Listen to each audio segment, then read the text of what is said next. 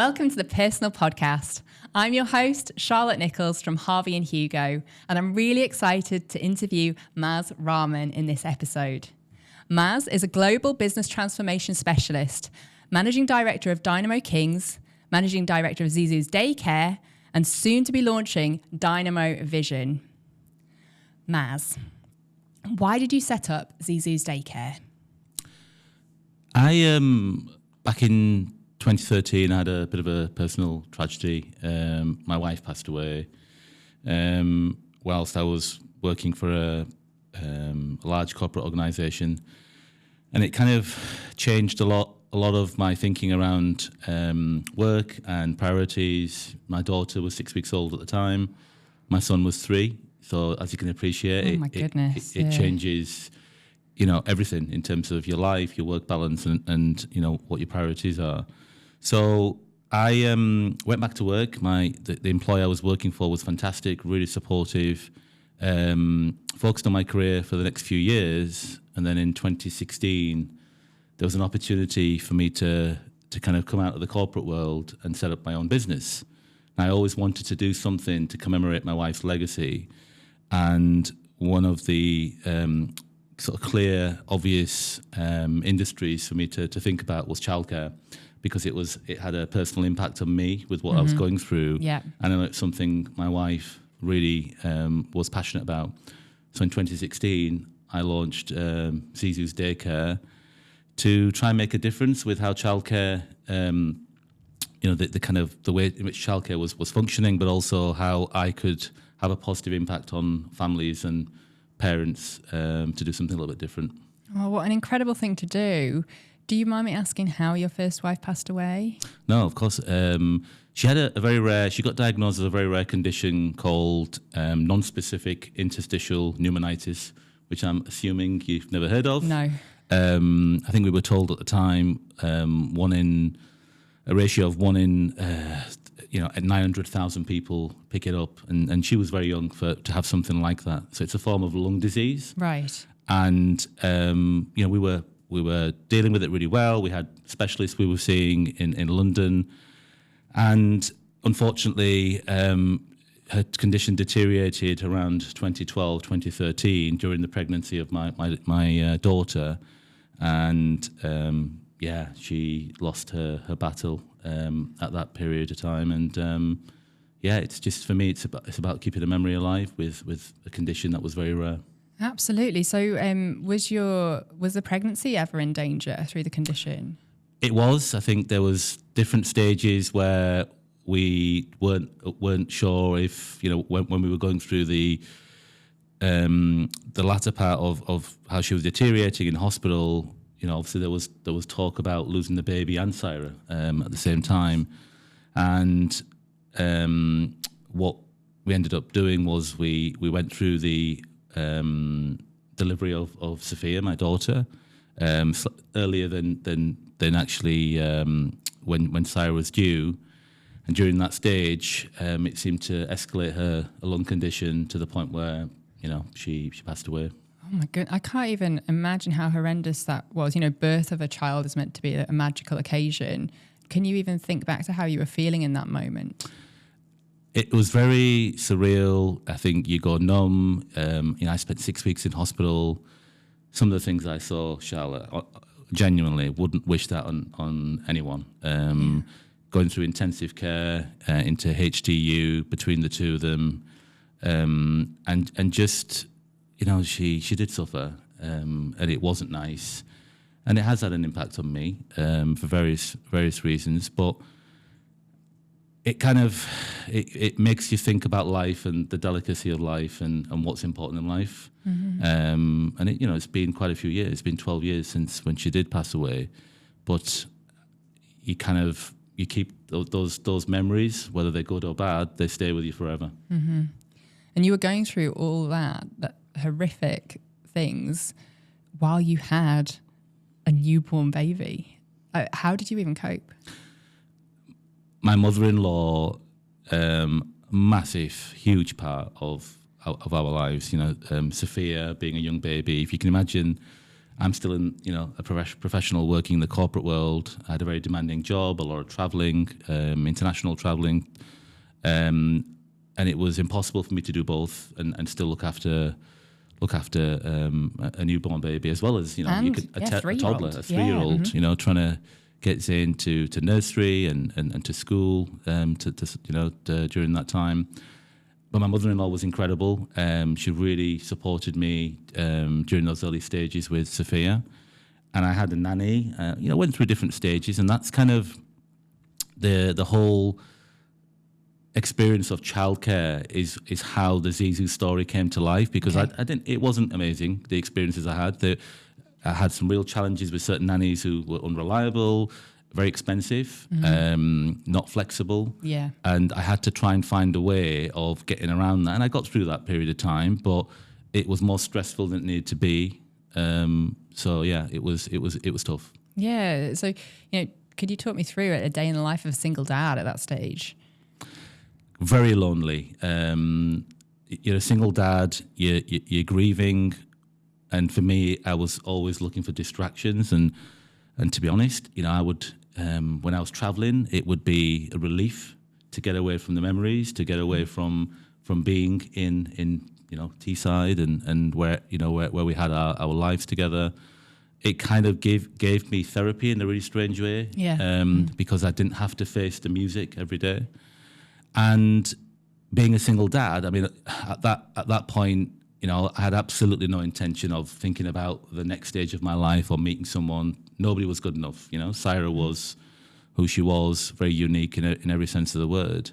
But yeah, it wasn't easy for when I went to school and my poor little boy, Zayn, having his dad drop him off every day, and you'd see mums coming to school.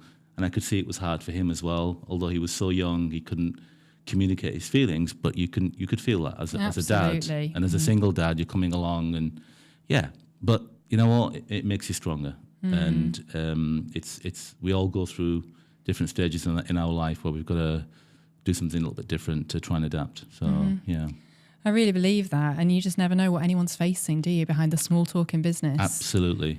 I read a quote the other day that almost your pain becomes your medicine. Is that something you believe?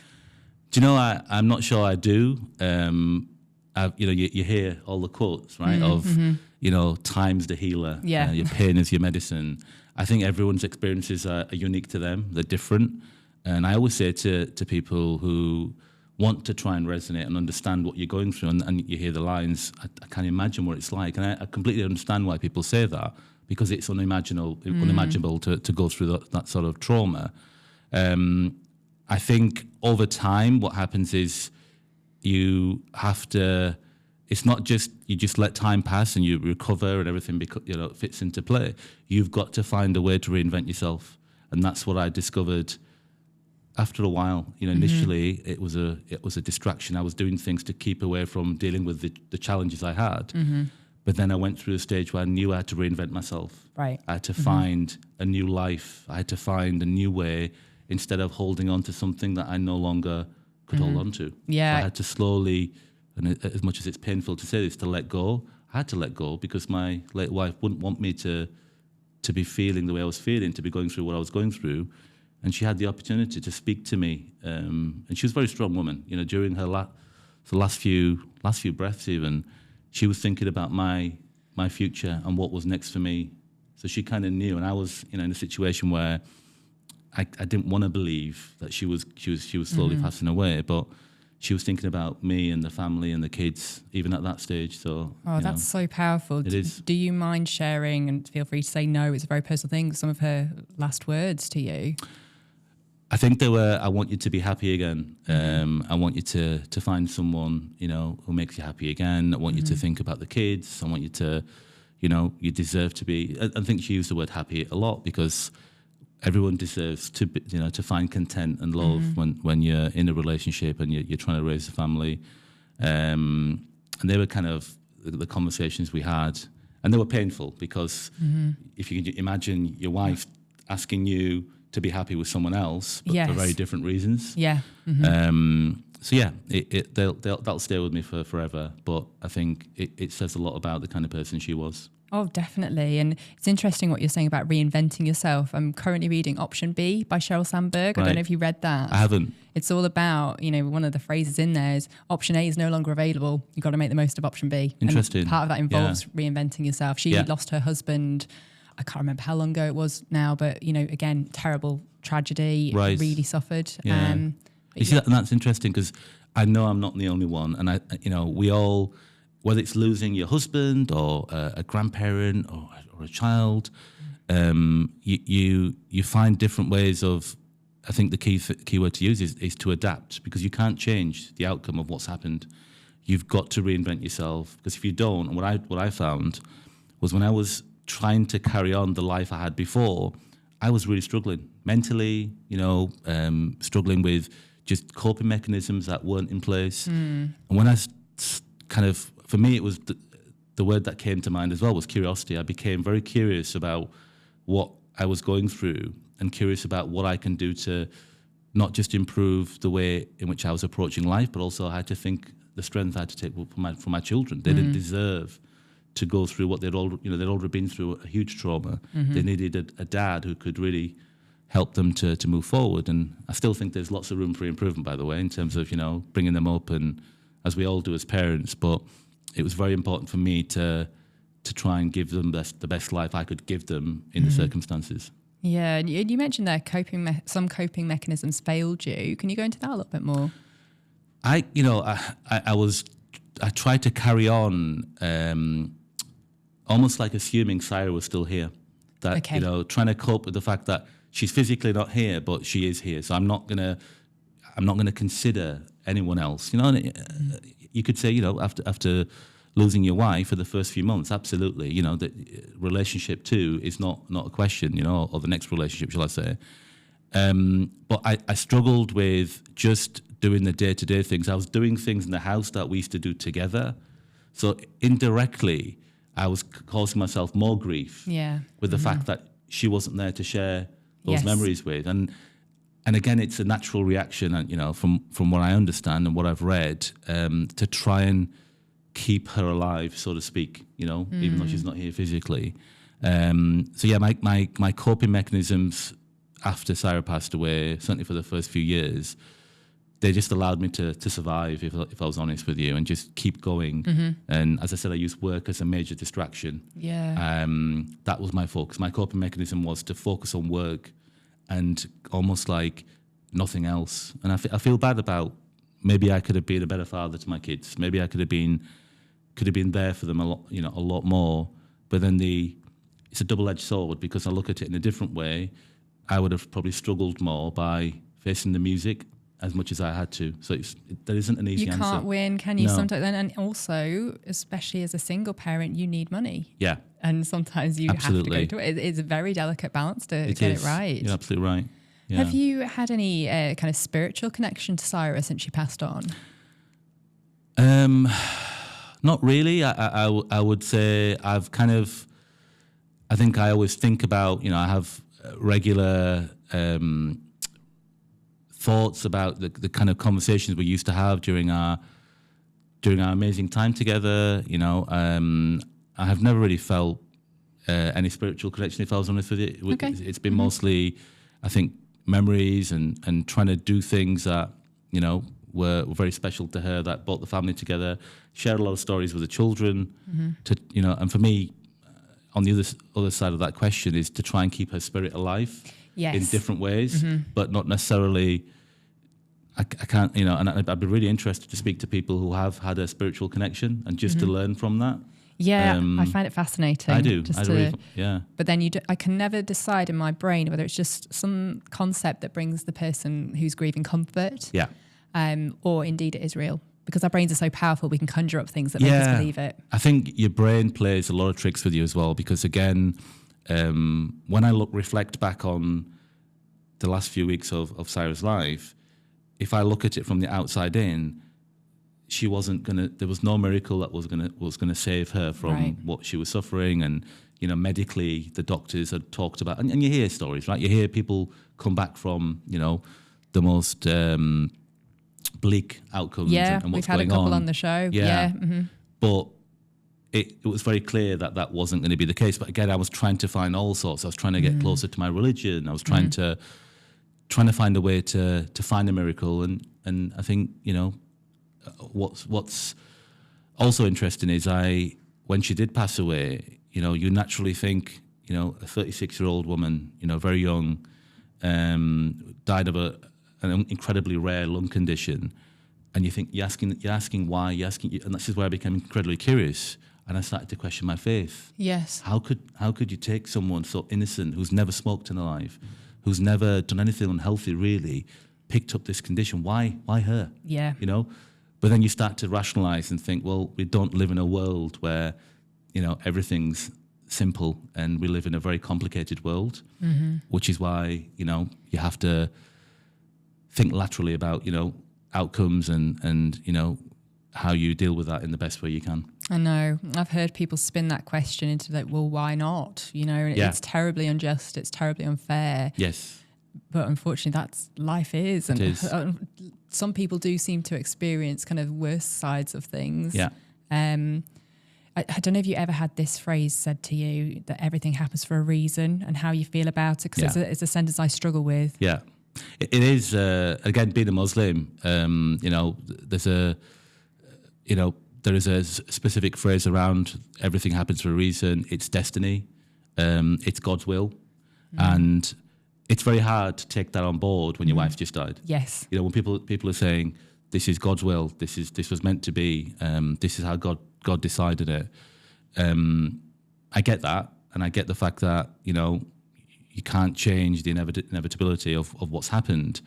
But I also believe when you think about, when you look back and you think about what the life you lead now, you can start to rationalize with that more. You can start to think, actually, I can see why people say that, because I do believe you have a destiny in life. I do believe there's a purpose behind why certain, big events take place, because there is something written for you, and you have a place to fulfill for that.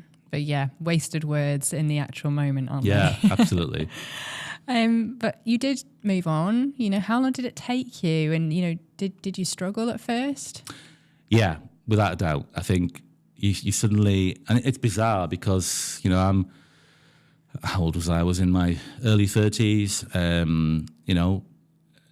The next relationship, you kind of almost like going back to the drawing board, starting again, and you lose confidence, right? You lose a bit of, you're starting to build up that confidence in terms of, and it's not, I guess confidence is the wrong word. It's when I was looking at my next relationship, I had this real difficulty of comparing the next relationship to what Saerah was. Yes. And I struggled with that for years, actually, because nobody was good enough. Nobody could compare to her. So I was never gonna find someone who kind of I would be content with. And that's where I started to, again, reinvent myself, adapt, change my mentality, my approach, and you start to open yourself up a little bit more and have an open mind. And as painful as it was, I knew I had to literally start a new life. And even when you say, move on, they're painful words, because and I completely appreciate why, because that's naturally what you do. No, you move on. They were painful for me to say. Yeah. No, I get that. But for me, I try to, I call it, I look at it as moving forward. Yeah. Because I think sometimes you move on from relationships because they're toxic and they're not right, and I get that. Yeah, you don't always need to meet another person to Absolutely. move on. Yeah. But this was, Saerah got taken, and it wasn't that we moved on. It wasn't meant to be, but it happened. And in the end, moving forward, you do by just adapting, finding new ways of talking and having conversations and looking at what's changed about you, and you find things in common. And I think that's worked out quite well in the end. Did you ever think to yourself, well, this is it, I'm just going to be a single father forever? Did you ever think as well, no one's going to want to date me knowing that I've got two small children? I didn't think the latter. I didn't think nobody would because we live in a society now where this is common, you know, for not just for in that situation. And you know, and you'll appreciate it's not. There's nothing. It's not unusual. It's more common than today than it was years ago. Yes. I would say that, and it could be down to, you know, relationship breakdown. It could be losing a loved one. You know, and I think sometimes you can find things in common with people for that reason. So true. And yes, you kind of, you're more attracted to individuals who have something that they can resonate with and connect with, rather than maybe, you know, it can be more challenging if you're bringing someone into a relationship where they're not just buying into you, they've got to buy into the fact that you have children. Yes. And I was very conscious of that as well. But I think a lot of communication, being patient, not jumping into the next relationship. And what I was really conscious of was making sure I didn't put my children through more trauma than they've already experienced. And I had to protect them. I have to protect them. My happiness is their happiness. If I get into a relationship where, you know, I'm having a fantastic time and everything's great, but my children are not happy, it's going to cause me unhappiness, without a shadow of a doubt. Yeah. Oh, that's really lovely to hear. Because unfortunately, there's some situations where, I don't want to be sexist, but men don't always think that way. Sometimes women don't either. No, they don't. I think that's a really fair point. I think sometimes you can, as human beings, you can be selfish. You can think, do you know what? I want to be happy, and the kids have to deal with it. But in the long term, you cause yourself bigger problems. And I was very conscious of that. And by the way, with the kids as well, I was very conscious that they'd lost mum at a very young age, but I had to try and create some normality around their upbringing and their life, which includes, you know, relationship, you know, the next relationship where they're going to have to get used to someone. And I wasn't going to force someone on them to say, this is your new mum. Things should happen naturally. Yeah. And that's important. Definitely. And how did you almost keep Saerah's legacy alive while introducing them to a new relationship? I think we talk a lot. Initially, by the way, I really couldn't talk at all about Saerah, and we'd go and you know, we'd go to the cemetery and say our prayers, you know, at a gravestone. But it was a real struggle to talk a lot about Saerah certainly for the first few months, and then we started to have things in common, and that we'd mention things that would happen at school, and then I'd always try and find a positive way of a situation which might be difficult, where, you know, other kids have talked about mum coming in and coming to parents' evening or whatever it would be, and we'd find funny ways of remembering things. And obviously for Sophia, you can imagine, she was 6 weeks old, she doesn't have the memories. That's a tragedy in itself, isn't it? No suffering, but so sad. And as a child, you are naturally curious, and she would ask questions, and as much as it was painful, you know, when she'd say, what was mum like, and what did you and mum used to do, you know, when you used to go out, where did you used to, you know, enjoy going? And it was nice to be able to share that with her, because again, it was literally a situation where it was a life for a life, you know. Oh my goodness. So, but again, Charlotte, I think as I said, everyone goes through their own situations in different ways, and you have to adapt in the way that isn't just about you, it's about the people that are impacted by what's happened. Absolutely. And obviously how we adapt and react to situations, our culture comes into play there as well. Absolutely. That brings me on to the next topic. Was there a lot of emotional support when you lost Saerah? There was. I think initially it's a natural reaction to have people around you to support you as much as they can. But I think people just, and I'm not sure if this is just culture, but in my situation, I think people just assumed I could just get on with it, the mentality.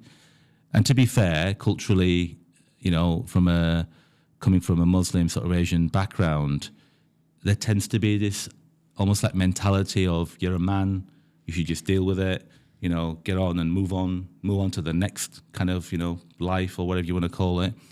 And I think, you know, as I've talked about previously, and I've, you know, conversations I've had many a times with people, mentally it's extremely difficult that you can't just flick a switch and do the next thing. Yeah. And I think I would love to see, certainly from a cultural perspective, the mentality changed a little bit to have more of an open mind and appreciate the importance of mental well-being and, you know, the effects of death and dealing with loss, you know, losing a loved one.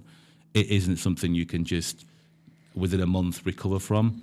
I'm still, even to this day, 12 years later, as much as I have a brand new life and lots of new things have happened, you know, I always say to my wife now that I still feel I'm damaged, unrepairable damage, because that's there.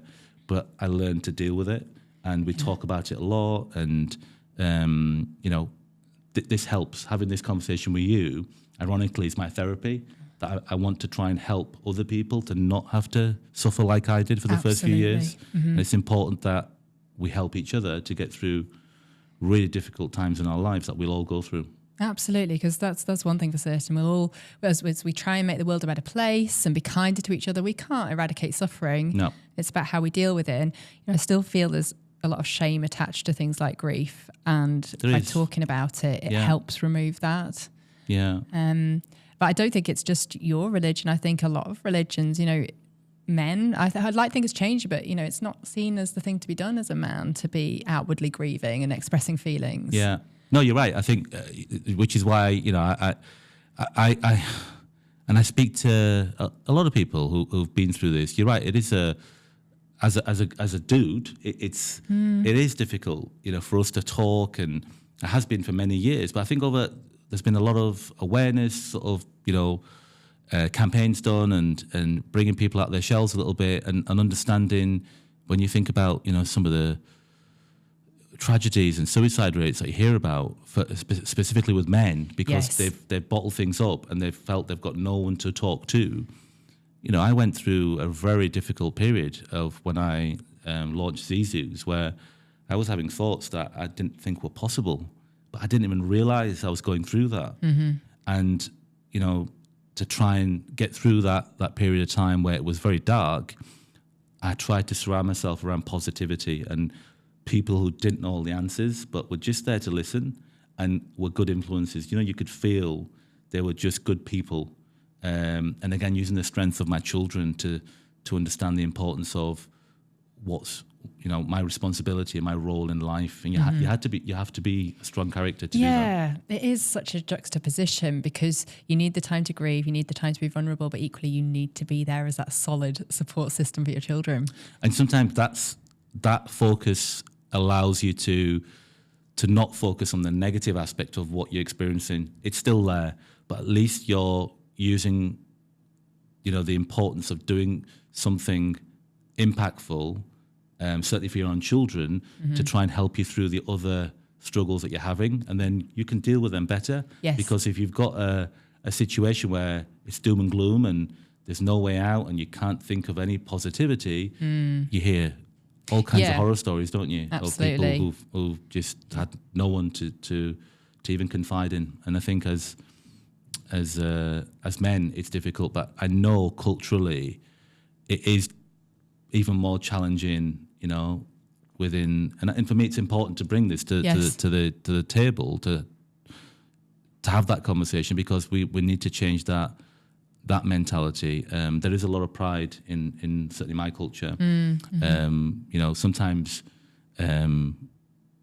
talking about difficult experiences in life, whether it be death or anything else, is seen as a bit of a weakness. Yes. And it's not. It's something which we experience, but some of us bottle it up and don't want to tell anyone because of that pride, and they're the ones that suffer more and cause more damage in the long term. Absolutely. So we've got to deal with it in a better way and make sure there's options for people who are in a society where they're told not to speak to anyone. They're told, you've got to deal with this, just get on with it. It'd be nice for them to have a place, or you know, people that they can speak to and have something in common, so they're not the only ones going through that. Definitely, and not just kind of things for people going through the grief themselves, but also things to help people supporting people going through the grief. Right. Because again, it's often a subject that people daren't bring up. It's the white elephant in the big elephant in the room where no one dares speak about it, and that doesn't help the person grieving either. It doesn't. And honestly, the most impactful thing for me of experiencing something that not everyone experiences, and you don't want them to experience, and that's losing a loved one, losing your wife, is learning to talk and have conversations with people. And then not necessarily, I would also say this, that, when I had a bereavement counsellor, genuinely, it wasn't helpful. It wasn't helpful because you're talking to, it's almost like an institution you're talking to. It's not a natural, maybe I had a really bad counsellor, but, you do hear of it a lot. But it's not, it's like you're paying for a service just to talk to someone. And again, there's some professionals out there, I'm sure, listening to this, will saying, actually, you probably experienced that with the wrong counsellor. But this counsellor was 20 years, 25 years, in the business. I just found it more authentic and genuinely useful by talking to, and not necessarily friends, having a conversation with someone who was just listening, who could try and connect in some way and resonate. And as I said, even having this conversation with you many years down the line, I can feel like I'm dealing with it better, and I've dealt with it a lot better. I'm in a completely different place. But every time I talk about it, it has a positive impact on me. Yeah, totally. And, sometimes you have to also speak to people who've been through a similar thing, because a lot of people, I can't imagine phrase, they can't, but people who've been through it, they can just offer comfort back because that they've been through it. Yeah. Especially if they're on the other side, they can talk to you about how they got there. Yeah. And again, like Charlotte, you were talking about, it's not always grief, with it being related to losing a loved one. Grief works in so many different ways. We all have some kind of grief that we're going through, and it has an impact on us in a very different way. And the more we can, and there's been many times when I'm having a conversation with someone and people will say, oh, it's not like what you've been through. But I always stop them and I say, well, actually, you know what? Your situation is unique. It's not, please don't worry about comparing. My situation is worse than yours, or actually, yours is not so important. Yours is just as important because it has an impact on you as an individual. Yeah. So it's important to find a balance of dealing with it in the best way. Yeah, really good point. Stories are at the heart of the Personal podcast, and we're so grateful for everyone who comes on and shares them. Stories are also at the heart of a strong PR campaign. And at Harvey and Hugo, we believe that everyone's story deserves a chance to be heard. That's why we're on a mission to give you a voice amplified through the power of story. Our stories are shared in the form of press releases, social media, content marketing, videography, photography, animation, graphic design, and podcasting. Our stories aren't just heard, they're shared, watched, clicked, but most importantly, they are felt. It's this stirring of emotions that cuts through the noise to light fires within people and activate them towards your purpose. So one question for you. Are you ready to share your story? Harvey and Hugo, your voice amplified. And so going back to life as a single parent, what was the hardest part about that? I think, just simple things, sitting at home with the kids, knowing that wasn't meant to be. A single parent, again, wasn't, if you're going through a separation, you can sometimes tell yourself, well, look, this is a decision that was made that we agreed was best for the kids because we're not together anymore. But mentally, the fact that Saerah wasn't here, because almost like she was taken from me in that sort of sense. Trying to do the basic things, as much as my mother-in-law was incredible. I had that level of support where she would really supported me in bringing Saerah up from a young age. I don't think there's too many guys out there that can claim to be experts in changing nappies and getting up in the night and knowing what to do. Babies need mum at a very young age. I couldn't change that. And as I said, it was my mother-in-law was unbelievable in those first few years. However, when I had Sophia during the day or on an evening and with Zayn, and they had different needs, it was painful. It was painful because I was a single parent. I knew why I was a single parent, and I was doing the kind of things, hoping it was the right thing to do, but I was never content because I wasn't sure. Yeah. I was always probably hard on myself because maybe I didn't do it the way Mum, would have done it. So that was mentally a struggle. Oh. But again, it makes you stronger because, I wasn't a great cook before. Saerah was an incredible cook, and I'll confess I didn't do much cooking in the house. All of a sudden I was cooking, and I've got a lot better. So I've learned to be creative, and I actually enjoy it. It's actually really therapeutic. So you learn lots of new things about yourself in the most difficult situations. Absolutely. And did you have any financial worries with just now one income? I don't know what the situation was, but I know from my own experience, it's difficult.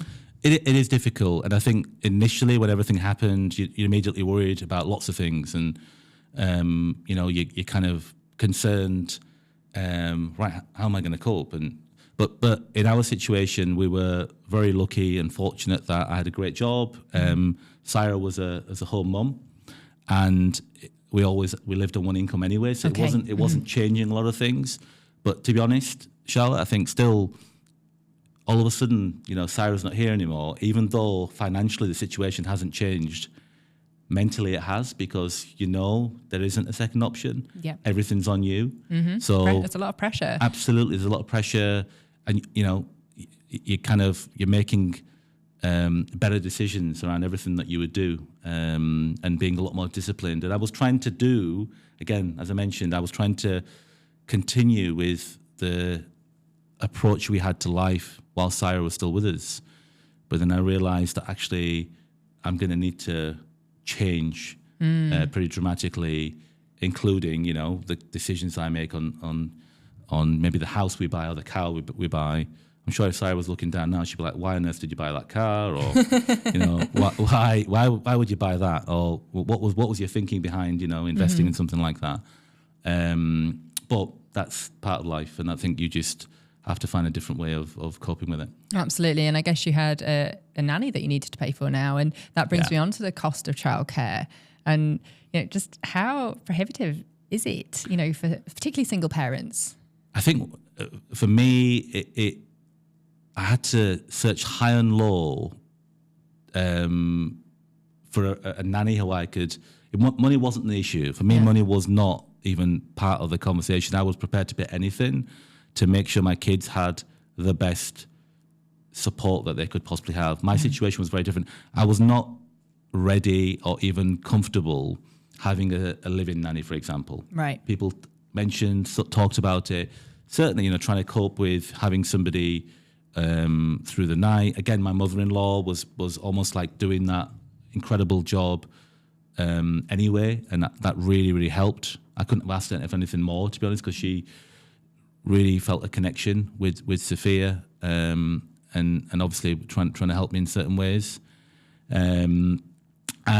But yeah, I think flexibility around childcare has always been a challenge. I think it's a lot better now. We try to do things differently at Zizu's in many senses of the word, but also it's a real problem today finding a childcare provision that can work around your schedule. There's certain fixed areas that you have to focus on, and costs are, it's expensive. It's not cheap, but that's not down to the childcare provision. That's down to the pressures that a lot of the institutions are under to try and survive and cope, which is why you don't see maybe as many childcare businesses today that were there, maybe prior to 2020. It's almost like it seems broken, Yeah. Where's things gone wrong?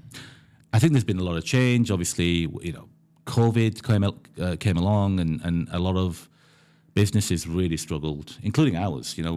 That period of time, like every business, was about survival. But in childcare, we had key workers, right? We had people who had to still go into work, and whilst there was a little bit of government support, you had to get really creative around how you can still keep a business alive where you've not got anywhere near the numbers you had when we didn't have COVID. So how on earth do you do that? We're still paying staff and, kind of reconfiguring the business to become more lean, but enabling you to somehow get through that period where you can continue, operating as a business that can function. And then, it's widely publicised. A lot of the changes in the way childcare is now, the costs of commission, a lot of it is funded by the government, and you've got almost not to 11 is now, if you're a professional parent, in many senses of the word, you get your childcare paid for. But what a lot of people don't realise is that those costs are significantly reduced for childcare provisions. We don't get the same cost we normally would have done if we were a private, if you were dealing with us as a private client. So it's kind of chicken and egg situation where we want to give the best service we possibly can, but we're under a lot of pressure with the limitations that we have with the funding that's available, with the costs that have been, kind of across the board when it comes to different age groups. Because if you think, it was a few years ago, it was 3 to 4 year olds where kind of if you were a working parent, you'd get free childcare or free 30 hours. Now it's across all ages, more or less. But that does have an impact on the nurseries. And naturally, when it comes to holiday clubs or anything else, we have to survive, and to be able to manage those changes, we've got to look at the costs in order to be able to pay wages. And then with wages, your standard of living's gone up. Childcare costs have to somehow be subsidised by how we pay salaries for good professionals. Yeah, absolutely. But my wife's more of an expert on that one. I think she'll be able to. I'm sure if you had a conversation with her, she'll. I think it'll be a 5-hour podcast just on that topic alone. So yeah. Oh, brilliant! Save that for the future. But actually, Madi must have known. Madi, your therapy dog, must have known we were about to start speaking about her, because she came over. She's gone back now. Maddie. But Madi, it's your moment. She is. Do you want to come up? You come up, Madi. Come on, up you go. You can go on the mic. Let's go. Come on. And she's got her little vest on and everything. I'm trying to get around the mic, so looking hopefully you can still hear me. Oh, gorgeous. She's trying to talk in the mic as well. But yeah, she's an incredible. She's not. Me and my wife have a joke about this. She's not. We almost don't look at it as a dog, because the way she reacts to conversations that we have. She's a real blessing for our family. I think we've never had a dog before, and we've just been so lucky with having someone like Madi, who's made such an impact in so many different ways, not just in our household, but wherever she's been. Yeah, just looking at her now, her eyes are so deep. It is almost like that human connection, a spiritual connection. Yeah. So it's just another soul, essentially. It is. We do believe, you mentioned earlier about the spiritual connection. Yes. I do feel something with Madi. I think there's, again, everything happens for a reason. Yeah. Again, going back to the culture thing, as a young Asian kid, being brought up in a densely populated Asian area, your mentality around dogs is you're told that all dogs are evil and they bite you and they're not nice. Yeah. Because maybe some experiences that people have had. But then when you educate yourself and you meet friends who've got dogs and you see what's going on, you realise actually they're incredible animals. They're so intelligent and more human-like than anything else. And that whole thing around man's best friend is incredibly true. Yeah. Absolutely. So how did you get into therapy dogs? It was actually Nikki, my wife, who kind of, when we first got Madi, we knew there was something different about her, just her mannerism. I can see it. The way she's very calm. We could literally, like when we came into this office, we didn't need to have her on a lead. She just knows where to go. She doesn't wander off. She's not barked once since we've been here, and we haven't trained her on that. So we just knew there was something unique about her in that sense. And there's lots of other dogs who are like that as well, by the way. But in our situation, we just felt there was something different. And then it was Nikki who looked into the whole therapy side of things, because again, it comes back to how could we share how she is with other people? How could we change that? And it's not just an Asian thing, but that mentality that all dogs, when they bark, there's a real fear factor with people. They're scared because they think they're going to be harmed, or the dog's going to attack them in some way. And it was actually in Darlington, from what I recall. There's an institution as part of a group called Pets of Therapy, and she went through her almost like an exam, an assessment, where they kind of test them through how they take treats and how responsive they are and how they react to loud noises. And apparently, she passed with flying colours to the point where they said that they'd never seen a dog so naturally kind of, therapeutic compared to some of the dogs that have gone through it. Oh, amazing. So, yeah, she's done a great job. And she can tell. Top dog. She knows I'm talking about Oh, her. I know. She's She soaking turns it all around and in. reacts. So. Do you have any specific stories about the people that she's helped in therapy? Yeah, I mean, look, she's been to hospitals, been to lots of schools. She's been to really help. It's not just, for example, in the hospital, it wasn't just the kids that she was helping in the children's hospital, but it was also the staff, that the impact she had on those guys, Yeah. and they do an incredible job. And to be able to have Madi come along, not only help the children, but also just bring a positive light to staff who were working, 12-hour shifts, who were having to see some of the most incredibly difficult situations that they're dealing with. We also had a situation where we were working with Mackenzie Thorpe, based in Middlesbrough, who kind of, it's a centre that supports autistic children. Okay. And we had a situation where we would take Madi in to visit a specific young boy who was, I believe he was in his teens. And he had a massive fear of dogs, had that fear for a long time, just to the point where as soon as he saw a dog in the distance, he would run. Incredible sort of apprehension and anxiety. And over a few weeks, when he first saw Madi, he just literally would not. He would hide and not come close, and he would be well away from where we were. And after a few weeks of Nikki going in and spending time with him, he got to the point where he could get close. He could feel comfortable. But then he was brushing Madi. He was feeding her treats. He was stroking her. He was cuddling her. And I think that in itself, the fact that you've got a young chap who already has his challenges, and then there's the dog thing, and it's helped him in such a powerful way, just by spending a bit of time with Madi. Yeah. And again, as I said, no training. She just is who she is, and she just does the stuff, and she seems to help people, which is incredible. It is incredible. And you hear about them going to schools, sitting on dyslexic children's knees, and all of a sudden they can read, whereas before, they would be like not able to read, not have the confidence, just the relaxation, stroking a dog, then they just relax and read into it. There's an initiative called Back to Read, and again, the objective with that was to bring in a therapy dog, and the kids would be encouraged to read because Madi would be there, or any dog, a therapy dog would be there, and they'd feel like they want to do that just to impress a dog. And it would be really encouraging in that sense as well. Maybe it's that. They just want to impress a dog. Absolutely, yeah. Awesome. How you have another dog as well, is that right? We do. Ted. He's far from a therapy dog. he has his own. And by the way, just to point out, Madi is a rescue. So her story is quite unique. Mm-hmm. She's come from Romania, was left in a dustbin with her litter, and saved by a policeman. Otherwise, she would have been left to die. She's only 3 months. She wasn't harmed in any shape or form. She went to a local refuge, and that refuge dog rescue centre was connected to another one in our village in Newby, and that's how we got her. And again, we're big believers of rehoming dogs rather than trying to spend a lot of money on a dog kind of thing. Ted, he's a Cavapushan. We got him when he was 2.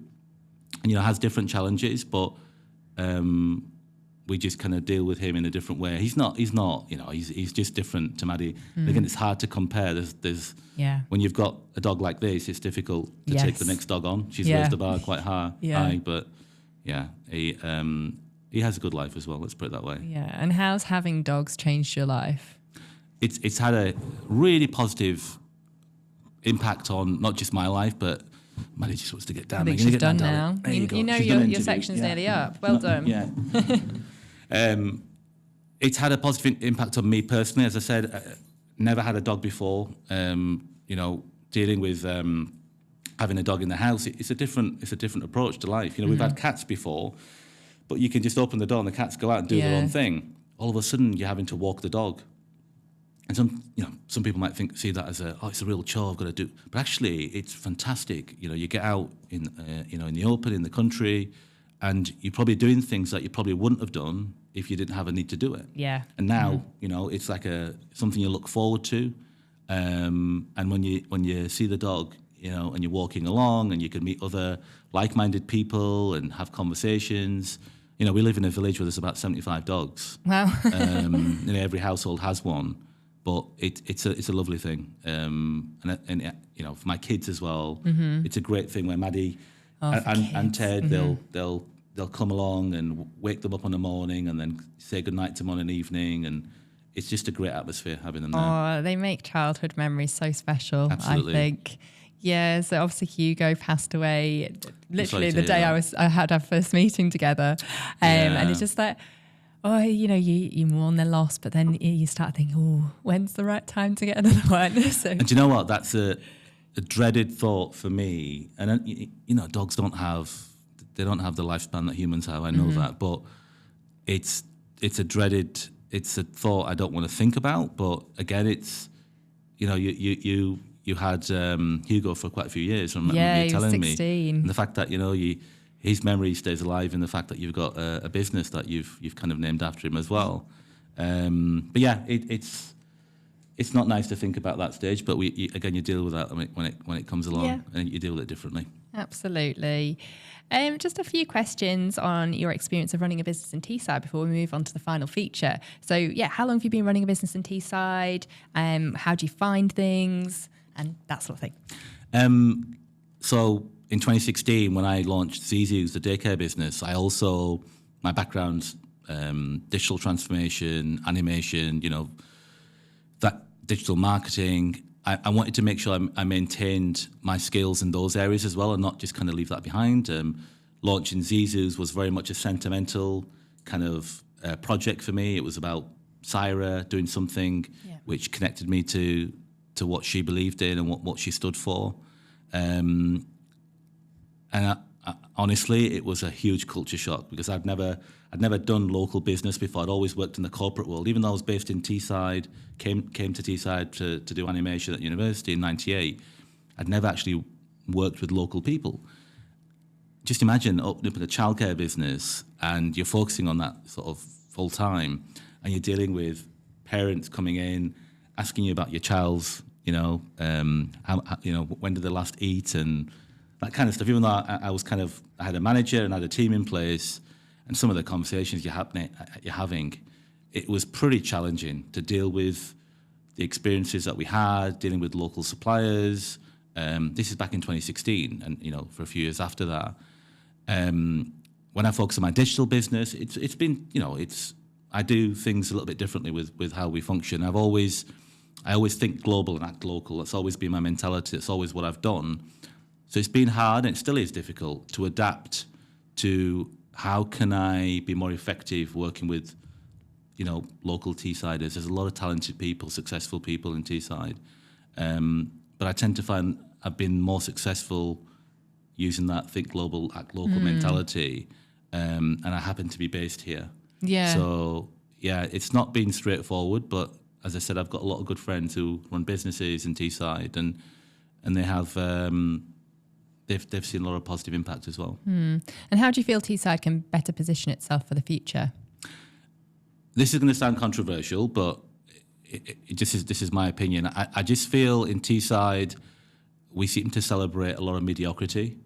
I think we could be a lot more ambitious in how we come across and how we present ourselves, and I do feel there's a lot of misleading information about, I'm in the tech industry around. The tech industry in Teesside is emerging. It's great. We're not there yet. I'm telling you because I'm in the industry. Okay, that's interesting. And I see this because I've been very lucky to work outside of Teesside and see what's going on in lots of major cities, not just around the UK but around the world. There's a lot of work to be done before we can be seen as an industry that's reaching the likes of a Manchester or even a Leeds. Leeds is a very fast-forward thinking city, Newcastle. We're not even a city when you think about Middlesbrough. I think celebrating amazing things is great, but we've got to be a bit more humble around celebrating achievements that actually we continue to strive to get to a level where let's let other people talk about us rather than us telling everyone. And the whole thing around talk up Teesside, I don't think we need to do that. Let's let our actions do the talking for us. That's that's just my mentality. I think PR is amazing when you're the most powerful PR, and I'm sure you'd have an opinion on this, being an expert in PR, is when people are recognizing you for what you do rather than you talking about how amazing you are. I was just about to say that. Yeah, it's what other people say about you. So, yeah. And I feel we talk a lot about how amazing we are, but we're not quite there yet. There's a lot of work to be done, and let's just be a bit more reserved in getting to the point where, there's a lot of moving parts in things that are going on, and we can definitely be more humble in how we perceive what success looks like. Brilliant. Thanks for sharing that. And I'm always interested to hear different opinions, So probably not, I'm sure you'll hear lots of people say, Teesside's amazing, it's great. It is. I still live here, right? For that reason. There's a lot of huge positives in some great projects and organisations that have done really well. I'm going through that transition right now. We talk about reinventing yourself, launching a brand new business. By the way, I'm not going to talk about business because, this is a personal podcast, but I'm just trying to give you a connection around the fact that my mentality is different. I'm one of those that I want to focus on what I need to do to try and create something that has a succession plan, and surround yourself around people who can allow you to get there, and allow you to achieve those goals, but try and focus on what we're good at and focus on your strengths, and not so much on portraying yourself to be something that maybe you're not. Yep. Brilliant. I suppose a lot of people tend to stick to working local to support their work-life balance. Obviously, you run a global business. How do you make that all work? I absolutely love it. I think, when I describe the whole, I haven't traveled for quite a few months now to different regions. I really, it's like because I've got so used to doing that for many, many years. It's almost become like a drug, right? It's like I'm having withdrawal symptoms, but then you become disciplined in how you can find the right balance with thinking about running a global business, dealing with global clients, having Teams calls with different times of the day. I love speaking to people in Australia where it's late night my time or early morning my time and vice versa their time, and really appreciating cultural differences is something I've learned over many years. And you can really learn something about yourself. You can learn something about yourself when you're dealing with people who have similar challenges, but from different countries, different cultures. The world's a big place. Working locally has its benefits, but if you can work more internationally and think globally from day one, the benefits are substantial. Amazing. Thank you so much for that, Maaz. We just have our regular feature to end on, so it's a quick fire round. On a scale of 1 to 10, 1 being the worst, 10 being the best, you rate yourself at the following 10 items. Okay. Number 1, how good looking are you? Always, I've just talked about being humble, right? So let's say 7. I'd say 7. Okay. And maybe we should declare here that your wife Nikki is sat in the background of the room. I'm just conscious. Yeah, I'm conscious that Nikki's sat here. So of course Nikki would say 10, right? Nikki? Yeah, Nikki. So. I'm just interested for question 10, but we'll wait till we get there. 2, how funny are you? Do you know what? I'm going to say, I would say an 8, but hopefully people might have some comments on this podcast and disagree, but that'll be funny in itself. How good at cooking? We've already talked about your cooking. Do you know, I'm much better than I was, prior to 2013. I would say I'd give myself a 6. Brilliant. Do you sing, and are you good at it? Terrible singer, not good at it, and I'm absolutely not singing a song for you. Do you drink? Do you drink alcohol? I don't drink alcohol, but if I did drink, I'd be a 10. Okay, great. Okay, controversial one. How good are you at raising children? I think I mentioned this earlier, I guess, Charlotte, in the podcast. A lot of room for improvement, and I'm pretty sure most parents would say that. I think in the circumstances, I look back and I think I've done things that that were unimaginable at the time, but I've still got a lot to learn. So I'm going to give myself a 6 on that one as well. Okay. How good a friend are you? I would say a 9. I try and be, some of my closest friends, I'll always have time for them. I try my hardest not to fall out. I'm a strong character, so it doesn't always work out that way, but I'm always honest. And I'm not the type of person to maliciously, hurt anyone. So yeah, I would give myself a 9 on that one. Oh, interesting. With that being your highest score, do you feel it would have been as high if you hadn't been through what you've been through? That's a great question. I think me as a personality, I've always been the person I am. I'm sure my parents would argue that I can be quite open-minded and strong when it comes to objections or conversations. And I think honest is the word for it. But I still think I would have been the same kind of friend, irrespective of what I went through. Okay. But I guess it's made me a little bit stronger. Yeah, interesting. How intelligent are you? Another one that is very difficult. I'd like to think I've done okay in my career. I've still got a lot to learn. To be fair, I didn't do very well at school. I didn't make the right decisions, which I'm trying to instill into my kids now and get them to learn. But I think I've probably become more intelligent through age. Early, at school, wasn't so intelligent.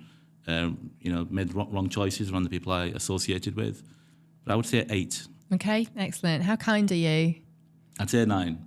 Lovely. I try to be, again, I feel I'm kind. Maybe sometimes that's perceived differently. And then interesting questions because, everyone totally has a different perception, which is probably why you ask them, right? So, yeah, kindness doesn't cost anything. And I think it's important to try and be kind as much as you can. Yeah. And again, you never know what they're going through, do you? Absolutely. Someone's a bit sharp with you, try to be kind. Yeah. Not always easy. No. And finally, how good at sex are you? I'm looking over to Nikki, for those of you listening on the podcast. Obviously a 10, but just to let people know, I've got a ring on, so I'm already taken. That's a really difficult one. But let's just say I'm a humble 7. Okay, yeah. Brilliant. Thanks so much, Lots of room for improvement again, for sure. So. Thank you so much, Maaz. No, thank you, Charlotte. I really appreciate the conversation, and I've really enjoyed it. It's been, as I said, therapeutic, just talking about things that maybe I wouldn't necessarily talk about in a whole conversation, but I've really enjoyed it. Thank you for your time. Oh, thank you.